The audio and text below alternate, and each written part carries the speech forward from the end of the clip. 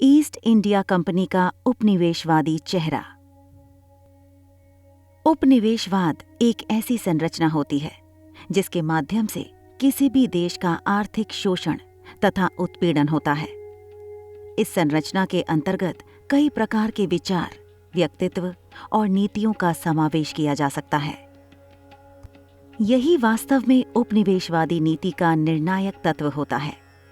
लेकिन किसी उपनिवेश पर राजनीतिक कब्जा बनाए रखने की दृष्टि से इसका भी अपना महत्व होता है।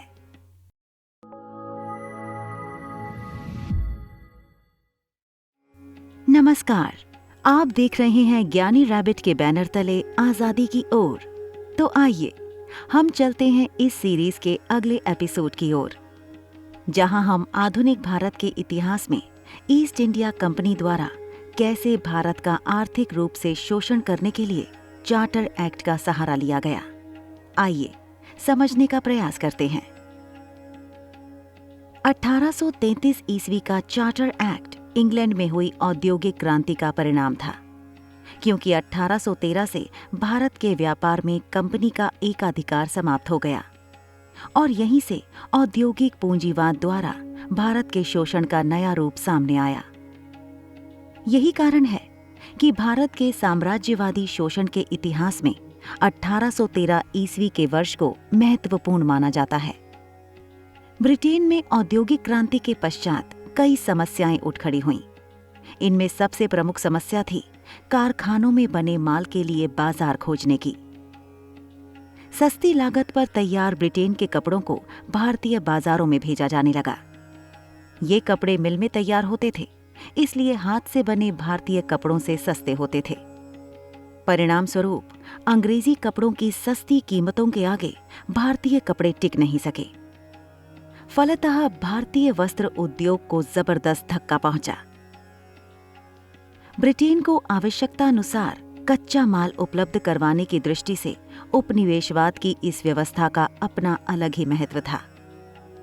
इसका लक्ष्य भारत को ब्रिटेन के एक अधीनस्थ बाजार के रूप में विकसित करना था, जिससे इसका आसानी से आर्थिक शोषण किया जा सके। भारत को औद्योगिक पूंजीवाद के अनुकूल बनाने के लिए स्थानीय शिल्प उद्योगों को नष्ट कर एक कृषि प्रधान देश के रूप में परिवर्तित करना अंग्रेजों की एक सोची समझी कार्यनीति का हिस्सा था।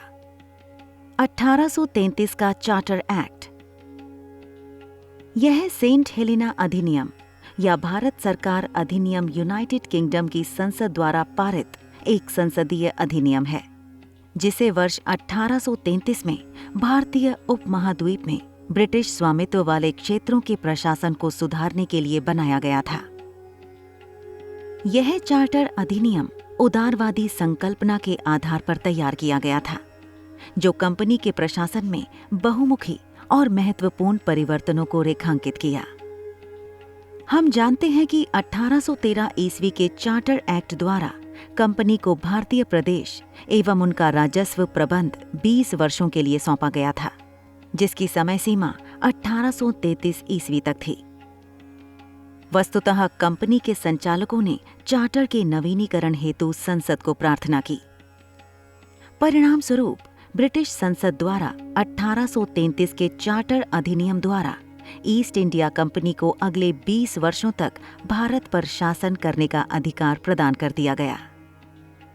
अतः इस अधिनियम द्वारा कंपनी के अधीन क्षेत्रों व भारत के उपनिवेशीकरण को वैधता प्रदान कर दी गई और ब्रिटिश ईस्ट इंडिया कंपनी का व्यापारिक कंपनी का दर्जा समाप्त कर दिया गया।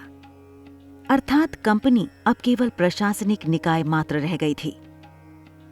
केंद्रीय सरकार का राजस्व वृद्धि और व्यय पर पूर्ण नियंत्रण स्थापित किया गया। अतः सभी वित्तीय व प्रशासनिक शक्तियों का केंद्रीकरण गवर्नर जनरल के हाथों में कर दिया गया। इस एक्ट द्वारा कंपनी के शासन संबंधी अधिकारों को भी सीमित कर दिया गया। एक्ट में यह स्पष्ट कर दिया गया कि भारतीय प्रदेश कंपनी के पास ब्रिटिश सम्राट और उसके अधिकारियों की अमानत के रूप में होंगे। जहां इस एक्ट के पूर्व अंग्रेज व्यापारियों और मिशनरियों को भारत आने के लिए लाइसेंस लेना पड़ता था, वहीं अब 1833 के एक्ट के द्वारा लाइसेंस लेने का प्रतिबंध हटा दिया गया और अंग्रेजों को भारत के किसी भी भाग में बसने, भूमि खरीदने तथा निवास स्थान बनाने का अधिकार दे दिया गया। इस एक्ट द्वारा केंद्रीय सरकार की शक्तियों में वृद्धि कर दी गई और प्रांतीय सरकारों की स्थिति को कम कर दिया गया। बंगाल के गवर्नर जनरल को समस्त भारत का गवर्नर जनरल बना दिया गया। ऐसे में लॉर्ड विलियम बेंटिक को ब्रिटिश भारत का प्रथम गवर्नर जनरल बनाया गया और गवर्नर जनरल को कंपनी के भारतीय प्रदेशों के समस्त सैनिक तथा असैनिक प्रशासन प्रबंध का नियंत्रण, निर्देशन और अधीक्षण करने के अधिकार दिए गए। गवर्नर जनरल और उसकी परिषद को समस्त भारतीय प्रदेशों के लिए कानून बनाने का अधिकार दिया गया। इस कार्य के लिए परिषद में एक चौथे सदस्य की व्यवस्था की गई, जो कानून निर्माण में अपनी सहायता दे सके। इस क्रम में चौथे सदस्य का विधि विशेषज्ञ होना अनिवार्य था। इस पद पर नियुक्ति पाने वाला लॉर्ड मैकाले पहला सदस्य था। इस एक्ट के तहत यह भी प्रावधान था कि भारत में प्रचलित विभिन्न प्रकार के कानूनों और नियमों को संहिताबद्ध करने के लिए गवर्नर जनरल और उसकी परिषद को भारतीय विधि आयोग नियुक्त करने का अधिकार दिया गया और प्रत्येक प्रांतीय सरकार को यह शक्ति प्रदान की गई थी कि वह जिन कानूनों या विनियमों को बनाना आवश्यक समझती है, उसके प्रारूप गवर्नर जनरल और उसकी परिषद के सम्मुख प्रस्तुत करें। इस प्रकार मद्रास व बंबई के गवर्नरों और उनकी काउंसिलों को कानून बनाने के अधिकार से वंचित कर दिया गया। इस एक्ट के उपबंधों ने वित्तीय मामलों में प्रांतीय सरकारों को केंद्रीय सरकार के अधीन कर दिया और कोई भी प्रांतीय गवर्नर बिना गवर्नर जनरल की आज्ञा के किसी पद की व्यवस्था नहीं कर सकता था और न ही उसे किसी नए वेतन या भत्ते स्वीकृत करने का अधिकार था।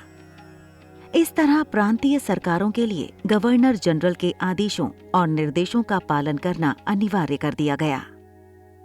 प्रांतीय सरकारों को संचालन मंडल से सीधा पत्र व्यवहार करने की छूट थी, लेकिन पत्रों की एक प्रतिलिपि उन्हें गवर्नर जनरल को भेजनी पड़ती थी। गवर्नर जनरल को बंगाल के गवर्नर जनरल के रूप में भी काम करना पड़ता था, अतः उसने अपनी काउंसिल के एक सदस्य को बंगाल का डिप्टी गवर्नर नियुक्त करने की व्यवस्था की। इस एक्ट ने बंगाल प्रांत को दो प्रांतों, बंगाल और आगार में विभाजित करने की व्यवस्था की, परंतु इस योजना को कभी क्रियान्वित नहीं किया गया।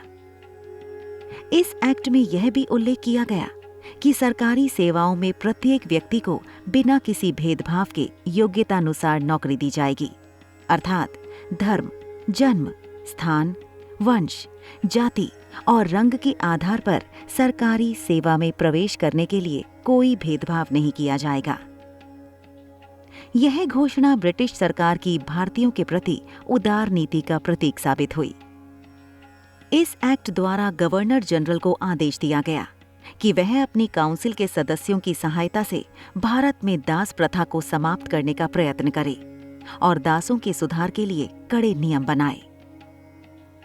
भारत में ईसाइयों के लाभ के लिए बंगाल, बंबई और मद्रास में बड़े पादरियों की नियुक्ति की व्यवस्था की गई और कलकत्ता के पादरी को इनका प्रधान बना दिया गया। कंपनी के लोक सेवकों के प्रशिक्षण के लिए हेरबरी कॉलेज में व्यवस्था की गई और उस कॉलेज में प्रवेश के संबंध में नियम बनाए गए। कंपनी का नाम the United Company of England trading to the East India से बदलकर ईस्ट इंडिया कंपनी कर दिया गया। वस्तुतः 1833 के चार्टर एक्ट का महत्व ब्रिटिश हुकूमत के लिए काफी लाभकारी सिद्ध हुआ। अगर इसकी महत्ता की बात करें तो यह चार्टर एक्ट ब्रिटिश संसद द्वारा 19वीं शताब्दी का सर्वाधिक महत्वपूर्ण अधिनियम था। इस एक्ट ने न केवल भारत के प्रशासन में महान तथा महत्वपूर्ण परिवर्तन किए, अपितु कई दयालुतापूर्ण घोषणाएं भी की और व्यापक मानवतावादी सिद्धांतों का अनुपालन भी किया। इस एक्ट द्वारा कंपनी के व्यापारिक एकाधिकार को पूर्णतया समाप्त कर दिया गया। इसलिए अब वह व्यापारिक तथा शासकीय संस्था के स्थान पर केवल शासकीय संस्था ही रह गई। अतः ब्रिटिश सरकार का इस पर नियंत्रण बढ़ता गया। यह नियंत्रण 1858 ईस्वी में इस कदर बढ़ा कि कंपनी के शासन का अंत कर दिया गया। इस एक्ट का महत्व इसलिए भी है क्योंकि इसके द्वारा भारतीय विधानमंडल की नींव रखी गई और कंपनी के भारतीय प्रशासन का केंद्रीकरण किया गया। संचालक मंडल कंपनी के शासन संबंधी मामलों में अधिक रुचि लेने लगे, जिससे शासन प्रबंध की कार्य कुशलता में वृद्धि हुई। इस एक्ट द्वारा प्रादेशिक सरकारों पर केंद्रीय नियंत्रण पहले से अधिक दृढ़ तथा व्यापक बना दिया गया। इस नई व्यवस्था से भारतीय प्रशासन में एकरूपता आ गई। वस्तुतः देश की एकता की दिशा में यह एक महान कदम था। इस अधिनियम की एक बहुत बड़ी देन यह थी कि इसके द्वारा विधि आयोग की स्थापना की गई।